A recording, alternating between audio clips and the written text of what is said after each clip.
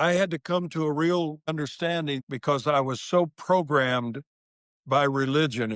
Wherever someone is in their spiritual awareness, it is absolutely impossible to have deepest kind of happiness and not know that God is pleased with you. Happiness is an inside job. It's the way that you look at your daughter. She doesn't have to accomplish anything. She doesn't have to prove her worth or her value to you. Just her existence brought joy to you. How do we reorient ourselves to happiness as not something we have to chase, but what if happiness was something that was as close as my breath? This is the Relentless Pursuit of Winning podcast, where we are here to educate, equip, and inspire people to build extraordinary companies. We're so glad you're here. Don't forget to like, subscribe, and hit the bell so you can get updates every time we drop a new episode. Now let's get it started. Hey folks, welcome to another episode of the Relentless Pursuit of Winning podcast. My name is Rick Meekins. I'm your host as usual. How are we today? We're good. That's where we respond. I'm just messing with you guys. We're doing great. Good deal. Dr. Mike, welcome to the show. I'm glad to have you guys. How are you? Great. Fantastic. Guys, this is going to be an amazing show. I mean, if you have any doubts about where to find happiness, this episode is going to get it to you.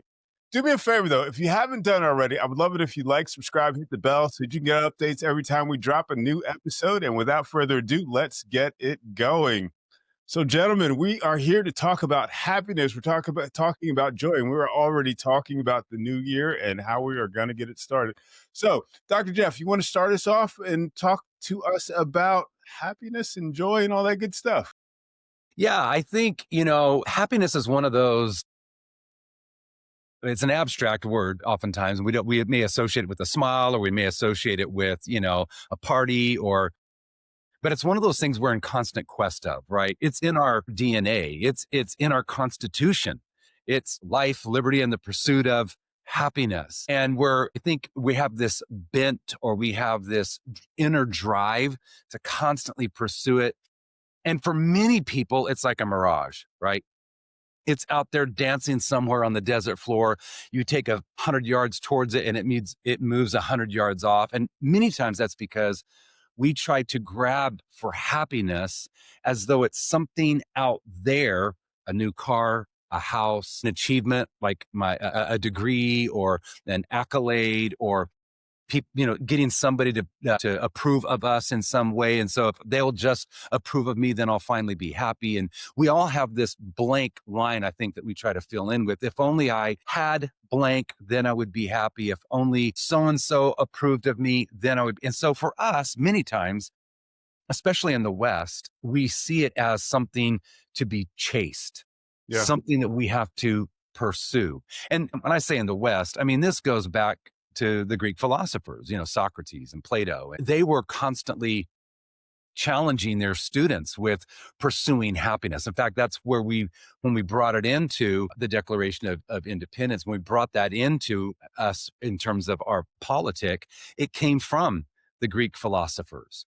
And I think what Mike and I have done is we've gone back and we're like looking at this, and this, by the way, this was Mike's, I would say it was his genius, or his idea. And then he kind of conscripted me to jump in and start researching with him. And it opened up into this, which we'll talk about here in a minute, but it opened up this beautiful, I would almost call it an awakening. Like happiness isn't this thing out there. It's something in here that we almost have to be awakened to. And so for us, it was like, how do we reorient ourselves to happiness as not something we have to chase down and maybe I can get there in a year or 10 years or a 20-year goal.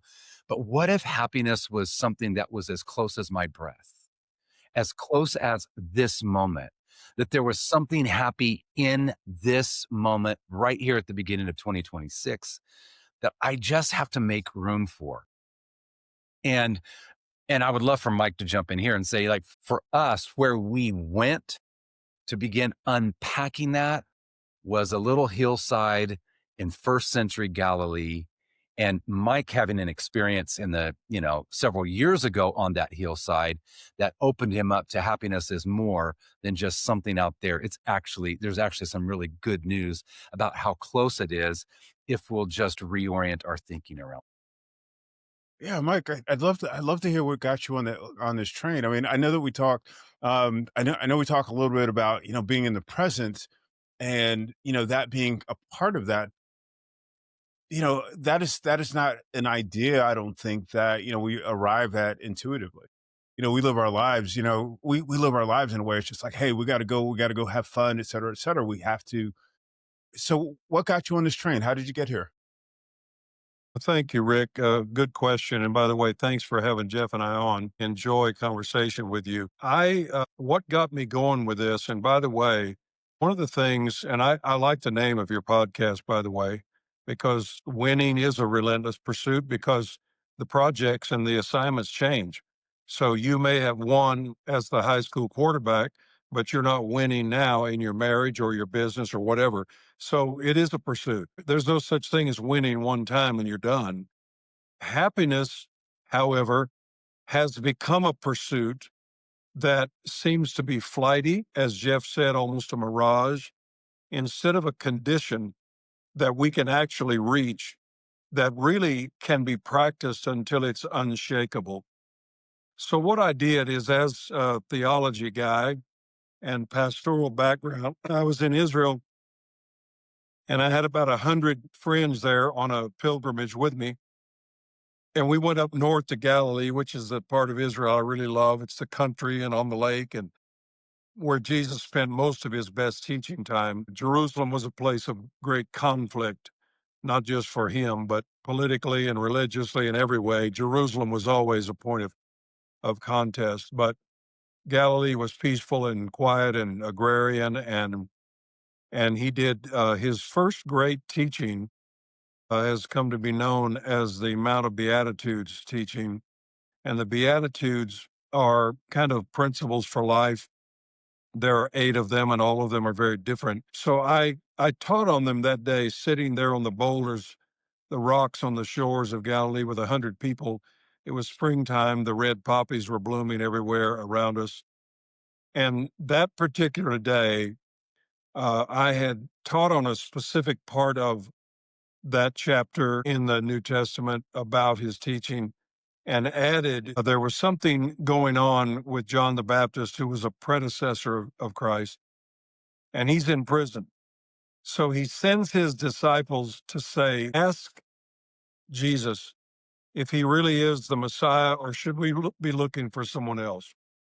Now, as bold as this sounds, what I believe then and believe now is that that was a question posed to his disciples to carry to Jesus out of hurt and bitterness and loss, because Jesus' ministry was exploding and growing, and John was his predecessor, and he's in prison.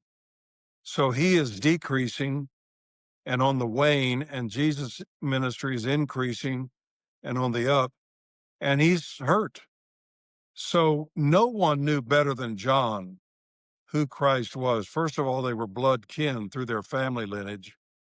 And secondly, he was anointed to be his predecessor. And sometimes we forget what we say, right?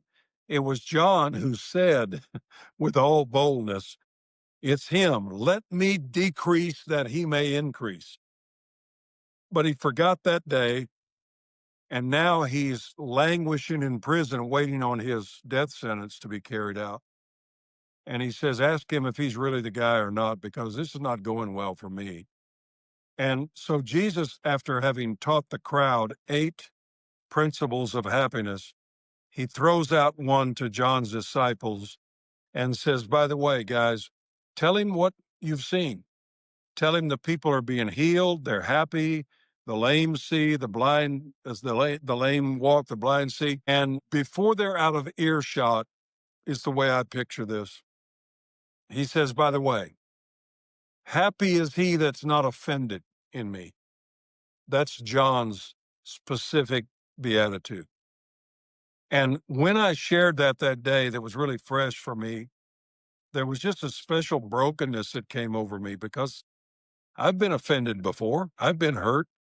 And so what Jesus lays out there is, and Rick, this is not intended to be a religious exercise or sermon here. This is, even if you don't follow Christ as we do, if someone is just a believer that he was a great philosopher and teacher, what he says there, what he proposes is huge. And that is that offense and happiness are mutually exclusive. You can't have both at the same time.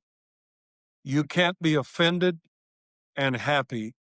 There's no way to maximize the joy in your life and carry offense against people and situations and your job and your stepdad and whatever. So, what we've figured out, and I've learned a ton more than I knew that day, but I felt this inner voice. I've written a number of other books, but I felt this inner voice challenge me to write a book on real happiness. So, early on in the process, I joined up with Jeff, who's a brilliant scholar, and I said, Jeff, I need your help in this. So, one of the first things we learned, Rick, is that the word that Jesus uses in that teaching is the Greek word makarios, which had become a pop culture word, almost like we use cool. Makarios meant really happy. But the way the Greeks used it was this kind of joy and happiness is not available to commoners. This is the kind of happiness only enjoyed by the pantheon of gods. Gods can be happy in this degree, you cannot. So it's earth shaking because they all knew that word, but they knew that it was something that wasn't available to them according to the Greeks. And they were still heavily under that culture, even though the Romans had come in and taken over. The Greek culture for centuries had been the predominant one in that part of the world. So they knew this culture well. So Jesus blows them out of the water by saying, listen, you know that word Makarios? I'm going to use it 8 times here to tell you how to have it. This is not exclusive to the gods. If you want this kind of happiness, then he starts into this teaching. Happy, Makarios happy, are those. Now, we're not picking on the King James, but this is a bad translation into English in the King James Version. Here's the way it reads, and it sounds really religious. Blessed are the poor in spirit, for theirs is the kingdom of God. Now, that was taken seriously by sincere people through the ages, and I'm not going to question their sincerity, but they got it so wrong, and it evolved into religions creating for those in the ministry and those who follow that religion, taking a vow of poverty, because Jesus said, if you want to be blessed, you have to be poor. So give away your stuff and live in poverty, and the simple life is going to evolve into happiness for you. After all, you don't want anything in this planet anyway. You're going to inherit real happiness in the world to come. So just put up with whatever in this one. That's not what Jesus was saying. In the original text, it should read like this. You want to be as happy as the Greeks said only the gods could be? Make room for God to bless you. That word is a void. Create a void. Because what do we do in the pursuit of happiness, Rick? We've all been there. I remember being 16 years old, loved cars, always a Chevy guy. If I can buy a 55 Chevy, I'm going to be really happy. I can show up at the Prince's Drive-In. I can elope through there with my 3/4 cam and my 4-speed, and all the girls are going to look, and I'm going to finally be happy because we fill our lives with stuff that is designed in our minds to make us happy. The right woman, the right house, the right career, the right job, the right whatever. And Jesus says, look, the opposite is true. This happiness, real happiness, is not earned by filling your life with everything you can gather up. And when you get the right boat or the right car or the right woman, you're going to be happy. So what do? We go out there and we believe that and we go for it. But then what happens when we got all that stuff stacked around us and we're not happy like we thought we were going to be? We were We got a jolt. Now it's over. And it's almost as immature the way we react to this. It's almost as immature the way we throw away what was the right girl. Now we're looking for another one because she doesn't make me happy anymore. And it's almost like those sad scenarios, Rick, that come about when a child, and a good kid, I'm not saying a bad kid, but we've all experienced seeing children sitting in the living room around the Christmas tree, and they've ripped the wrapping off of everything that was purchased for them, and they go through it, play with it, throw it to the side. What's next? Is this all I'm getting? There's got to be. Is that one over there for me? No, that's for grandma. Well, I want another one. So so that kind of pursuit of happiness is empty, Rick. And in fact, all of us, and my assignment that I give people in the new year is literally to start clearing out some physical stuff because it's connected to us spiritually. And I would suggest to the ladies, go in and clean your closet for the new year and give away half your stuff to some local charity and slim down things instead of going and renting a storage space and piling all the stuff you have now in there, then so you have room to buy more. That's what we do. One of the best investments you can make in this country is investing in storage buildings because everybody doesn't have enough crap in their house and their garage. We got to rent some space to stack more stuff in there. And my contention is if you haven't seen it or used it in 3 years, you don't need it. I'm with you on that. I'm definitely with you on that. Yeah. I've been on this tirade of just like getting rid of stuff. As a matter of fact, my daughter just bought a house. It's Yeah. like, hey, you can have this and that and the other. So I'm looking Yeah. forward to that.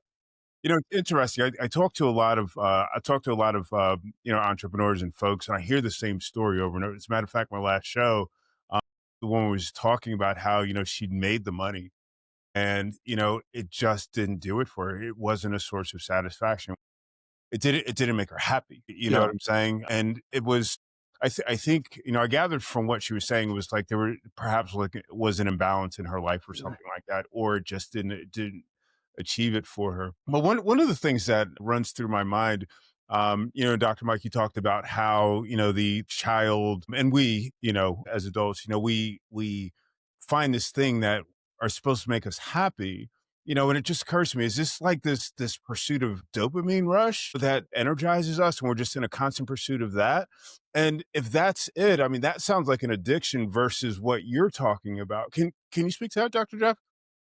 Yeah, I think it's a really keen insight or observation that you're pointing to. The dopamine hits, right? Yeah. We can do that through scrolling on through social media, and we got to get one hit after another and get a little laugh, a little bump. And I think you're right, Rick. I think there is an addiction to that dopamine hit. There is an addiction to having something new and having something more. And it's a powerful shift, a powerful paradigm shift to all of a sudden go, this is enough. As Mike was talking about that first beatitude that we referenced, happy are the poor in spirit, for theirs is the kingdom of heaven. That happiness, he doesn't say for theirs will be. It's something that is present right now. And it's a spiritual issue because he says, happy are the poor in spirit. Something that we keep saying, over and over, that happiness is an inside job.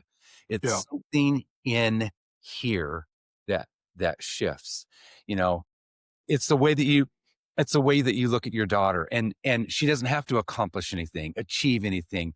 She doesn't have to prove her worth or her value to you. Her value to you is intrinsic. When she was born, you looked at her and you probably want to pound your chest and you're like, woo, hoo, hoo. And she didn't achieve anything. She didn't do anything. She hadn't said a word yet. Just her existence brought joy to you. And I think what we're saying here, what Mike and I are saying here is that when a person can understand that just their existence. I've often said your breath.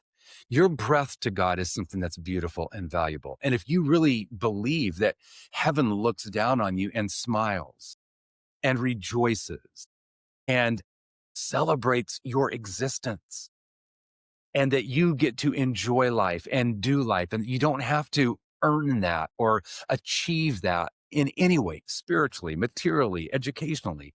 You don't have to, that you just stop and that in that moment. And so I think when that happens, that dopamine hit, that addiction to having to have that ding, ding, ding, ding happen, that goes away. And you're able to just, one of the analogies I like to use is the analogy of a surfer. And when you're striving for the dopamine hit, it's like the surfer that's behind the wave and is just working their butt off, paddling, trying to get in front of it. And versus the surfer that's in front of the wave and is enjoying the wave, the momentum of the water, push them on a ride. I think it's the same thing. It's you can strive for happiness, or you can get in front of that and realize this life that I've been given, what a thrill. What a joy that I am delighted in by heaven, that I've been given this breath, this moment, this hour, the possibilities to create, to do. And now I'm doing it. I'm doing it just for the sheer enjoyment, the sheer thrill of it. And I'm not striving or working for it in that sense. And I think when that happens, then it's no longer this addiction that we're after. We have to somehow get this one time hit, but it's like, no, I'm living it. And so then I can pause and take and rest. And in every moment, I'm sensing that that thing that I've been longing for out there is actually in here already. And now I can reach for the goals. I can, go for the win, go for this or that, but not in this kind of aggressive, awkward, stomp on somebody else to get there. I can do it just out of the joy of the life that has been given to me. Wow, that's I love that. I was thinking about, in terms of starting a company, running a company. I mean, it's hard. I mean, you guys both, been down that road, and there are all these things that happen that are, you know, you can't predict them. Things go wrong, et cetera, et cetera. But what you talked about was the process. So if I'm a surfer, yes, I've got I'm in the tube, I'm in the tube or whatever, and but I still have to make a jump in order to. I can't just stand there and just expect the wave to do everything on its own. I think that's absolutely fantastic, Dr. Mike. How do we get to a place where we're moving chasing the wave to being able to ride in the wave, like as we're looking at our lives, or as we're looking at the totality of our lives. I mean, we're raising kids, we're running companies, we're influencing people. How do we get there? Because I mean, what I've found in most of my life is I've always been chasing, one level of, we call it success or the win or, whatever it is. I'm always thinking 10 steps ahead. How am I going to get to this next level versus, you know, enjoying the process? Yeah. That's a great question, Rick. And I think the answer is, if we could unpack that for just a minute, is that because I would have to say, and pardon the personal reference, but I can't really write about things I don't understand or have ever lived. I haven't always been that happy. I was raised by wonderful people. My parents are both in heaven now, but my mother was raised in a very difficult home, a divorced home. She was the oldest sibling. She had to be a mother when she was a daughter, so she never really got to play, never got to enjoy her young years. And she was a sweet lady, but she was German descent, and she was very firm. When my when she was telling my wife how early on in my life she had me potty trained and eating with my own spoon and learning to talk, Kathy could hardly believe it. But I was the firstborn, and I was her project, and I was gonna get all this right before I was like a year old. So I had this inherent, and I'm not blaming mom for it, but I had this inherent need to be accepted and to know that I was pleasing. And unfortunately, Rick, because we're spiritual beings, we're not animals. So whatever religion someone follows, and I've studied most of them, And whether it's Christianity or Hinduism or Buddhism or whatever, all of them have this common denominator. We are fallen, we are wormly, we are unworthy, and whatever our view of God is, he's about half ticked off with us, frustrated with us, and somehow got to be appeased. And so I'm going to work to earn this, or I'm just going to say, I'm not even going to try, forget you. But for the sincere who really do pursue, and I was one of those, what I was born into was a Christian home, and then I accepted that for myself, but I was trying to please God. And all the way up till early in my ministry, I'm entrepreneurial, Rick. That's why I relate to and I love what you're doing, because I started the church in Dallas from nothing. I had to be uh, uh, have a job and work and earn while I started just with my wife and daughter and I, and then began very small and very slow. And so I was bivocational and I was entrepreneurial. So I had some architectural training. I could draw, I could build, I could remodel, I could get jobs like that. I wasn't looking for a career. I was just looking to make a living to feed my family and build a church I felt like was my calling and mission. But I was never sure that God was happy with me. And I'm going to tell you, Rick, wherever someone is in their spiritual awareness, it is absolutely impossible to have the real and deepest kind of happiness and not know that God is pleased with you. Because if you feel like you're displeasing to the power that created you, anyone that studies much about life and or death has to know there's something divine in this spark that keeps my heart beating in rhythm and keeps me breathing, and it's life. It's precious. And the God who made us, if we have the concept that he's not pleased with us, and most of us somehow inherit that, whether it was a preacher with a long bony finger pointed in our direction telling us how bad we were. So I wasn't sure. So I was working hard, and I thought, maybe if I build something really significant, maybe if I can get this thing to 100 members or 500 members or 1,000 members, and you just keep moving the bar, because it's not really about how many people you're helping, though you'd like for it to be. In the core of you, you're not sure God is pleased with you. So Jeff and I have explored in depth one of the early events that happened in Christ's life, because when he was born and raised, we don't know a lot about his life until he's 30. And that was the common year for the beginning of a rabbi to begin their teaching ministry.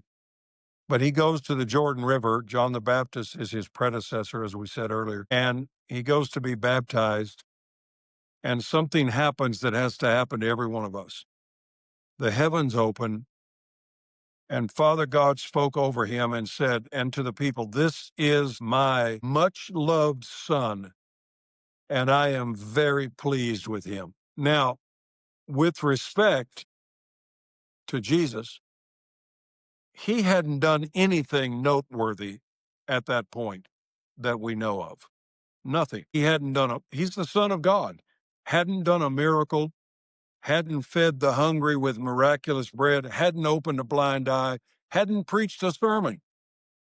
And yet God says, I am so in love with you and pleased with you. And that's what he went in the power of, that word, for the rest of his life until he was taken away. That word. And I hadn't heard that word. I didn't know God was pleased with me. I was working to earn that and didn't know that that was something I didn't need to earn. And, I reaped that in my own son. And Jeff knows my son well, and my son has had some struggles with addiction and all that. I don't know that I did anything consciously, Rick, but it must have been something I didn't do to maybe I was too busy. Maybe I didn't understand this that I'm sharing with you now. But Stephen picked up an unworthiness kind of complex, and he was doing great. And he was educated and he was smart and he could speak. And I actually turned our church to him so I could write and do what I'm doing now. And 3 years in, he crashed and burned because you can't live with unworthiness, because you can't be happy and feel worthless at the same time. And that's a huge struggle for a lot of people. And I had to solve that issue before I found real happiness. How did you solve it? How did you address that? I had to come to a real revelatory understanding that in my reasonable mind didn't make sense to me, because I was so programmed by religion, if you will, that you got to do good things and God will be happy with you. I didn't understand that I didn't have to do anything for him to be happy with me. And then when I received the real happiness and joy that is infectious, that's when you start to really impact people for good, not as servitude or trying to earn something you don't have.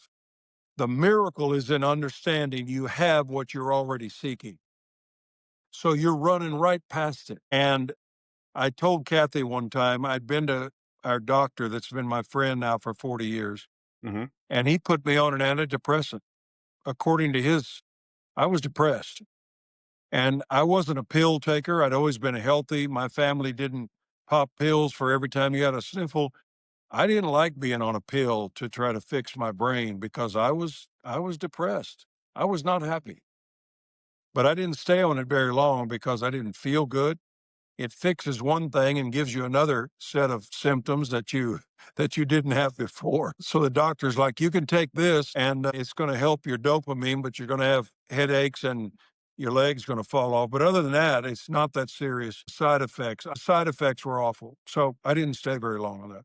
And that wasn't my solution. And I'm not saying that all those people who take that, if it's helping you, God bless you. But what I've found is, it's, in my opinion, this is just my opinion, it's too easily prescribed and it's not accompanied by the kind of understanding and teaching that you could be given that could help you not need that at all. Because from what I understand from our studies, up to 50% of adult Americans, and now almost as many children and young people, are on some form of antidepressant or anti-anxiety medication. I don't believe that 50% of the whole population of the nation is in such a place that they need to be pharmaceutically medicated in order to find happiness. I'm not a doctor that prescribes that stuff, but I have had it prescribed for me and it didn't help me. I'm just saying, I think even if you keep taking your meds, you better look into this. As Jeff said a while ago, happiness is an inside job. It's not in the victory of the next conquest. For me, it was pastoring. If I can get 1,000 members, if I can have 5 campuses. But I got a good friend that's a big car dealer. So his was the same deal. If I've got 5 dealerships, when I have 25, I'm going to be really content. No, you're not. You're going to be as miserable then as you are now. You just have more problems because you have more dealerships and more people standing at your door and a bigger payroll, and you haven't solved the most basic of problems. You're filling your empty place in your spirit with stuff, and stuff doesn't satisfy this. You got to answer some really deep, hard questions. Now, it might be in the father issues. That's a big thing, Rick, in America. Messed up fatherhood issues. And in some families or in some ethnicities, some regions, it's different statistically. But some of us, there's up to 50% of us being raised with no father figure. So where do we get that? I'll quit with this, Rick. I'm sorry, that's a long question to your answer. But young people, college age, that were surveyed a couple of years ago, the survey showed they were looking for, who is your top mentor? And I'm a pastor by background, and I was about number 6 or 7. You know what was number 1? A coach. Father was number 5. Father was not even close to the top as a young boy or girl's mentor. And there's something wrong with that, Rick. But here's the thing, as a father, We can't give what we didn't get. And if you didn't get affirmed, like I was raised by World War II era guys, they came home, they didn't even know what PTSD was, but they had it. And they were messed up and they couldn't give us what they didn't have. So I've counseled countless men, and I would ask them, how many times did you hear from your dad with a big hug, I love you, son? Never, or once or twice that I can remember. So we have issues with acceptance. And while we're struggling for that, it's not possible to have the kind of happiness we really seek. But for me and Jeff, we've learned the faithfulness of the God that made us. He didn't make us, create us, and then have no idea what to do with us and just say, y'all be careful now. He'll go out there and try to build a life. I don't know what you're supposed to do. No, he fills us with drive and purpose, and especially men, Rick. Men need this desperately. Now, a girl needs it, a woman needs it in a different way, and equally so. But for us as men, we're raised to be tough, and real men don't cry, and all of that. And we strive for things to answer our happiness need. Hmm. You know, I'm gonna make the argument. You know, yes, I would say that, you know, in our country, we have an unhappiness epidemic. We want stuff. We've got 50% of marriages, 50% marriages end in divorce. We got, you know, 50% more people on, you know, different medications, et cetera, et cetera. We've got, you know, a sickly, overweight population, et cetera, et cetera. But I mean, if you think about all of life, all of creation. I mean, it's always like that. You know, the first family had a, you know, 20, you know, they murdered 20% of the family, you know, in the first family. If you think about it like that. And so, you know, I mean, some people, and Jesus even said that, you know, there would be suffering in life. Yeah. You know, so what you're suggesting or what you're offering, what I'm understanding is that happiness is something that we should pursue, but it sounds as though we're going about it wrong. You know, we're That's right. going after things, we're going after moments, we're going after, you know, whatever that's going to be versus, you know, finding that contentment Yeah. that you alluded to. And so Well, the question, if I can throw it to Jeff on that, I would say, because I think I follow your question, and sorry to cut you off if you weren't finished, but Jesus understood there were going to be difficulties. This is not like pie in the sky, right. because one of his beatitudes was, happy are those who mourn, for they will be comforted. He knows that there is mourning coming. There are tough licks that we take in life. Yeah. I got a daughter facing stage 4 cancer that's metastasized to her brain right now. There are tough things that hit us in life. But if our happiness is so flighty or shallow that everything in life has to be perfect or we're not happy, nobody's going to be happy. Jeff, if you don't mind, because you have such great insight on that one, unpack that a bit about what do we do when we're in mourning, literally, but still promised happiness. Yeah, you know, while you were talking a moment ago, Mike, and I think it was connected with something that Rick was saying, and I'll jump right to that. But I just had this thought that's never occurred to me before. Love that. So, so don't hold my feet to the fire on this. I need to do a little bit of research, but the thought was so powerful. It was like that. There's a Latin term called felix culpa, and it's connected with a doctrine. And felix culpa means happy fault, happy fall, happy fault. And it's connected to this idea that with the story of the origin and the fall of Adam and Eve in the garden, that whole story, that had they not fallen, had they not experienced a mistake, brokenness, sadness, weakness, they would never have encountered true happiness. And if you let me follow the line of thinking here. Here's what it is. You only know how loved you are in proportion to the length that love will go to reach you. And so if you think your love, the love you're receiving is based upon how perfect you are, then you end up thinking, well, it's my perfection that earns that love. But if that love comes chasing you down after you've failed and you've fallen and it grabs you and it says, it's okay. I love you. You fell, you made a mistake, but that's all right. I'm still for you. Then you experience love not as something that you're entitled to, but as something that was a grace given.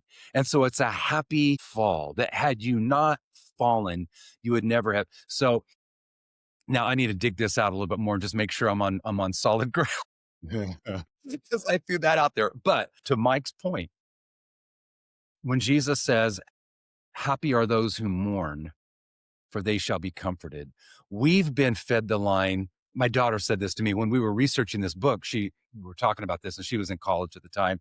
And she said, it's so frustrating because I feel like I have to take a pill to show up to a party, to be something that I'm not. If I don't feel it, if I'm not happy and having a great time, then people don't want to be around me. And so there's this pressure to always be happy. And happiness is, if I take a pill, I have to take a pill to get there, or drink myself into oblivion so that I can show up and like act a certain way so that people will accept me. She goes, it's awful. And some days I just don't feel it. And I just want to be me and be like, I don't feel like showing up and laughing at stupid joke or whatever. And she said, and she was asking me about this. And I said, that's the beauty of what Jesus says. He says, just mourn, be real with where you're at. It's okay. Because in the sorrow and in the mourning, we get in touch with the comfort, the presence of God. And it's the I think it's that animation from Pixar, Inside Out, that if you limit the sadness, if you try to squash the sadness, what you end up doing is also squashing happiness, because you need one to have the other.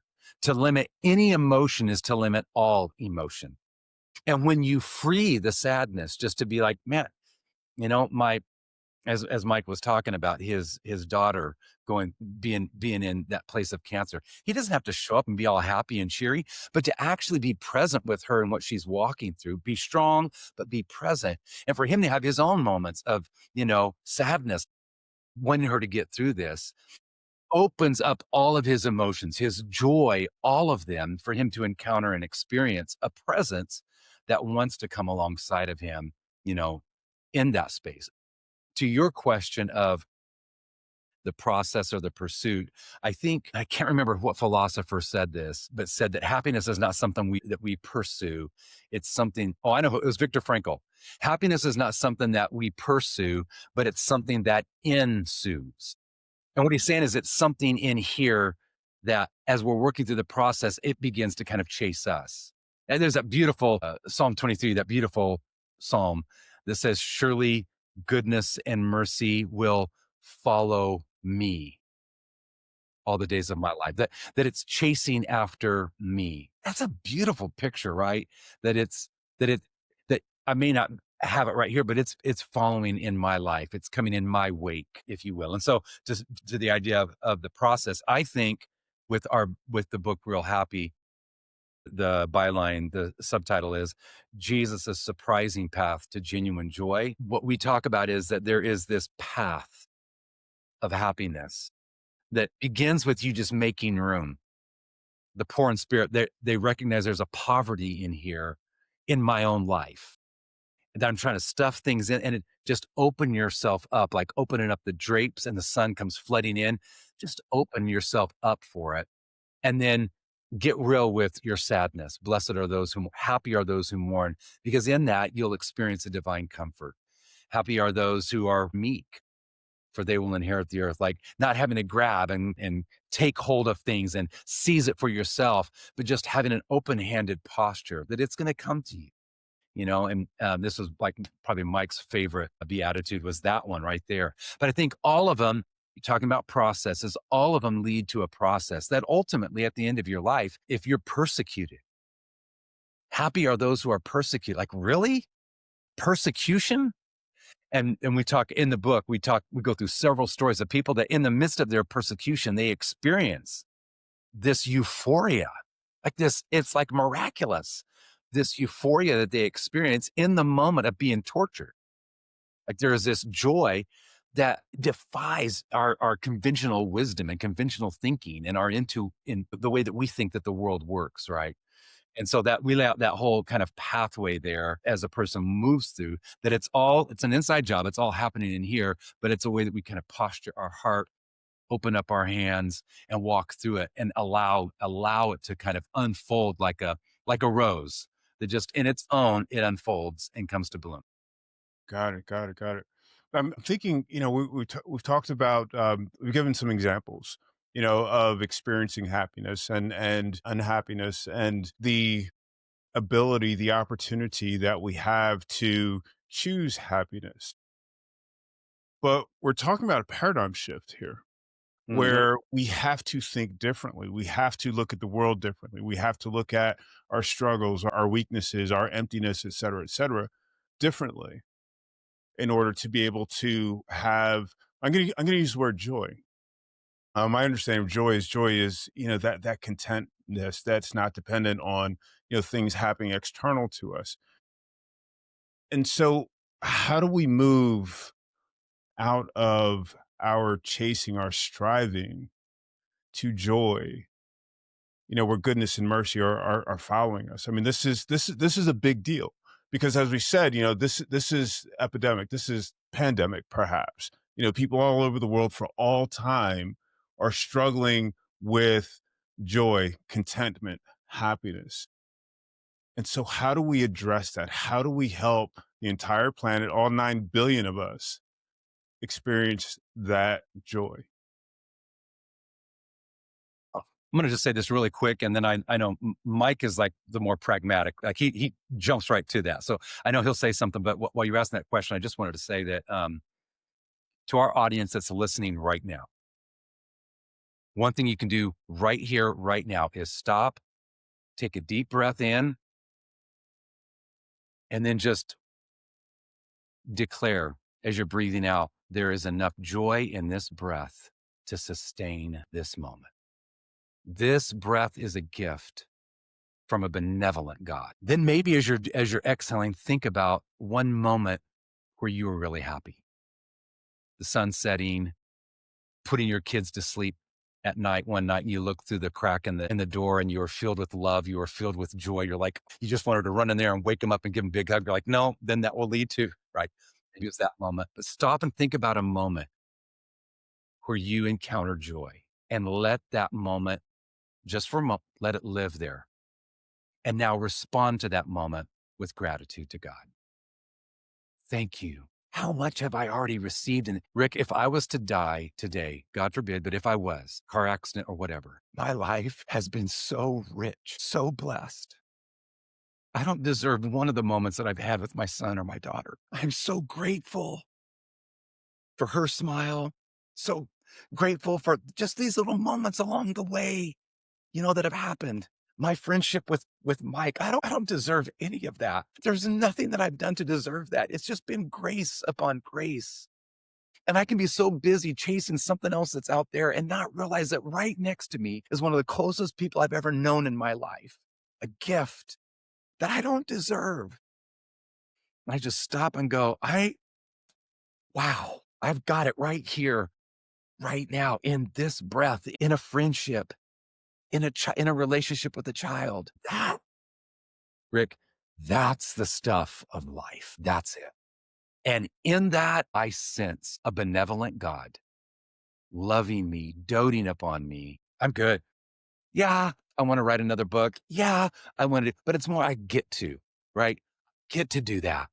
I get to Yeah. show up and do these things, and I'm excited about it. As long as I'm here, I'm going to reach out there, I'm going to live it. But I am good right now with all the blessings. And I've got my failures and my struggles and weaknesses and things that haven't gone the way that I've wanted them to. I've been through a divorce. I've got that. But none of that overshadows the beauty that I've been given in life through friendships and through wonderful moments of watching a sunset. The owl last night that was hooting out in the backyard. I was like in heaven for a couple of hours just listening to woo, woo, woo, woo. I've actually memorized it now. I know that sound. I'm Awesome, going to awesome. throw it over to you and Mike. There you go. Dr. Mike, anything to add to that? You know what? I'm mesmerized here by what Jeff is sharing. I'm doing a little inventory in my own life right now. I'm taking a deep breath myself because, and I was thinking of your podcast, Rick, and the people that you're reaching, and God bless you for it, man. But I would say, because I would say I'm entrepreneurial myself. That's a word I wouldn't have used when I was 20, probably creative. And creatives, entrepreneurial, when you do some of the personality testing, 60% of the population on the DISC test is the S in DISC, which is steady. 60% of the population just is ready to get a good job for 40 hours and go home and forget it. But there are those that are not content with that. They're creative, they're entrepreneurial, and your podcast is addressing, they're the movers and shakers. They're what moves the ball down the field. The steady people will get it done get the processing done. The entrepreneurs are like the lumberjack that runs into the woods, cuts down the biggest tree there and runs yelling timber. And then somebody's got to turn that thing into toothpicks and two by fours. And that's what the steadies do. But the entrepreneurs, I would say your audience is potentially, Rick, more danger of pursuing the next big thing and forgetting the happiness part of it and missing the whole idea Yeah. because it's not in building the company fastest, biggest. And there's a lot of this stuff promising a lot of that online right now that people are looking at. But for the entrepreneur, and by the way, Rick, Jeff and I would like to offer for those of you that are listening to Rick's podcast, we have a free assessment tool that people can get. They can download it for free. They can take the little test, and it's based on the 8 Beatitudes, but they're all very different. And it's going to identify which one of them is the one you need the most work on. For instance, I can tell you mine. Jeff alluded to it a while ago, but mine is happy are the meek, for they'll inherit the earth. And I didn't understand that because I rejected that word. As a young man, Jesus was a heroic figure to me, and I couldn't picture him meek because it sounded too much like weak. And then I learned the true nature of the word meekness is defined as strong but under control. And they use that word when the Romans went to Spain and bred the biggest war horses in history. They had to have a horse that could carry you into battle but didn't freak out in the din of war. They were strong, but they were under control. And I was trying to be strong and I was not under control. So that's what makes us become bullies and pushy and driven and can't sleep and not happy and all the above. So that's the one that changed my life because when I understood, now I actually get a kick out of it. When somebody cuts me off in traffic and flips me off, the old Mike was going to have to race up there and get beside him at the red light and at least give him a dirty look. If Pastor not, Mike, you said climb out of Pastor the Mike would car do and that? pull him out of there. This was pre Pastor Mike. No, this was right in the middle of Pastor Mike. I have to tell this awful story. Another pastor and I years ago were driving along and we came out of playing racquetball and he was trying to pull out of the parking lot and this guy was trying to pull in and they just got crossed up there and the guy honked at him. And so my friend, the pastor, flips the guy off through the windshield. And I said, Charlie, I saw that dude in your church Sunday. He goes to your church. And he's like, my God. And so he just keeps doing the middle finger, but waving. He rolls his window down and waves, calls his name. Hey, Tom, how's it going, man? I said, why did you keep doing that? He said, because once I was caught, I had to make him believe that's just the way I wave at people. So I had to go with it. So, no, I inherited that from my paternal grandfather. I worshiped the ground he walked on. He was a pro baseball player. He played in the early days and knew all those guys, but he had a hair trigger temper. And my dad was very peaceful and pacifist, his son, but it jumped dad's generation and got on me. And I was that way. I didn't like it. I got fired up too quick and too easy. I wasn't meek. I was trying to be strong, but I wasn't under control. And now I actually get a dopamine hit out of somebody else that's going nuts over nothing in traffic. And I'm like, dude, go for it, man. God bless you. I'm I'm happy that I'm doing nothing but seeing the foolishness of all of that because I used to be there. I love this story quickly, Rick. I got to know a number of the astronauts when I was in college in Houston. I was a trim carpenter and I worked in their homes doing cabinet work. They all live in a place called Seabrook that's down there. It's a suburb of Houston down by NASA. And I got to know several of them, and they would come in from their training and they would tell me stories I loved. And I'll never forget because one of them told me that he'd been in testing that day. I wouldn't have made it, I can tell you, because part of their testing is when they put you in that, they strap you in a chair that's on a long arm and they spin you in a circle as fast as you can go. I would have just thrown up everywhere. That's one I wouldn't pass. But one of the tests he told me, he said, Mike, the testing is to get us to the point that when we're on the launch pad and we're all hooked up and they have all of our vitals at their disposal on their computers looking on, when we are launched, when we're properly trained, the goal is that your heart rate doesn't even go up. When those 8 or 9 Gs hit you and throw you back in your seat and you're headed for space, your heart rate doesn't even change. Your breathing is level.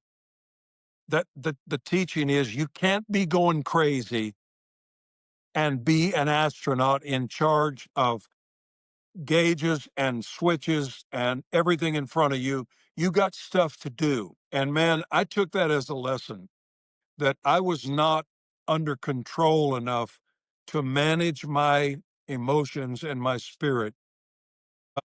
The proverbs say that a man who can't control himself is like a man who's conquered a city, but there's no walls. He has no boundaries. He's vulnerable to any enemy because he has no walls to his city. So I would like to offer that assessment tool. And if somebody wants to pick up the book Real Happy, it's on Amazon and everywhere. But there's a free assessment tool that helps you figure out what is it I really need that I need the most help in to be real happy. Awesome, awesome, awesome. Thank you for that. And you guys have a mini course that you've launched as well, right? Yes. And you're Tell them giving about that, Jeff. You know the details.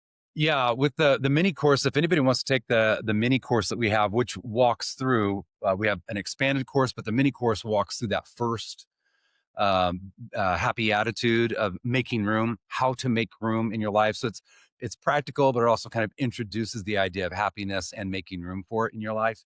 I think that's 50% off as well, and we'll send that code. That should be in your in the notes for somebody who's watching this. That's a 50% off for anyone that's watching this podcast. awesome, awesome, awesome. Thank you so much. Thank you so much, gentlemen. This has been amazing. Thank you so much. I really enjoyed having both of you.